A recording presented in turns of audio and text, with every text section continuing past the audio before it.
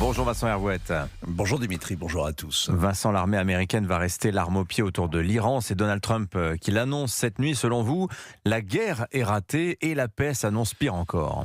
Le cessez-le-feu est si fragile qu'il semble mort-né. Depuis qu'il a été proclamé, Koweït, Bahreïn, l'Arabie Saoudite ont été bombardés. Le Liban a subi l'un de ces pilonnages les plus meurtriers, et Dieu sait s'il en a déjà subi. Et jamais aussi peu de tankers ont franchi le détroit d'Ormuz, 3 navires en tout et pour tout, alors que la réouverture du détroit est la raison d'être du cessez-le-feu. Les négociateurs ont rendez-vous samedi au Pakistan. On attend d'eux un prodige, un règlement introuvable. C'est mission impossible car il n'y a pas de vaincu ni de vainqueur. En fait, on dirait que la guerre n'a pas eu lieu. Pas encore. Mais elle s'est déroulée sous nos yeux pendant plus d'un mois, Vincent. Mais pendant 46 ans, les Iraniens se sont préparés à affronter le grand et le petit Satan, leur idée fixe. Les Israéliens aussi savaient la bataille inéluctable. Et les États-Unis, eux, voulaient gagner du temps, gagner sans tirer un coup de feu par le seul jeu des sanctions. Et puis, il y a eu le coup de théâtre du 28 février, en plein milieu des négociations à Genève. Un missile tiré sur Téhéran a marqué un coup au but, une sorte de coup d'État. Le régime iranien décapité semblait condamné.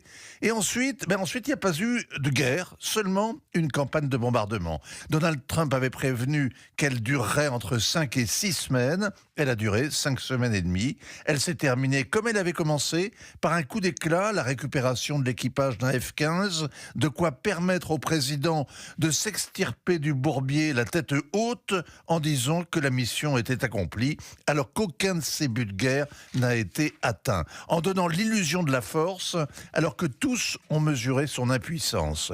La guerre n'est pas une opération de police ou un coup des forces spéciales, la guerre qu'on fait du haut du ciel, sans risquer la vie des fantassins. La guerre qui coûte cher mais qui ne fait pas trop mal et qui ne dure pas trop longtemps. La guerre à l'américaine, ça interdit la victoire. Les négociateurs risquent de tourner en rond, ils vont se tenir par la barbichette, ils peuvent tenir ainsi des mois. Mais alors si la guerre est ratée, Vincent, la paix le sera-t-elle aussi ?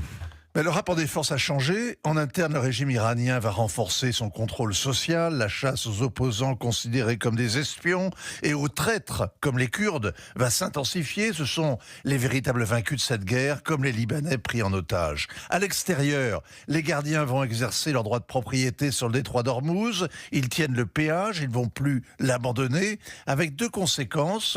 Le pouvoir d'étrangler l'économie mondiale et de soumettre les Émirats voisins qui doivent exporter leur pétrole. Les Émiratis qui se croyaient protégés par les Américains, qui ont été bombardés pendant des semaines par leurs grands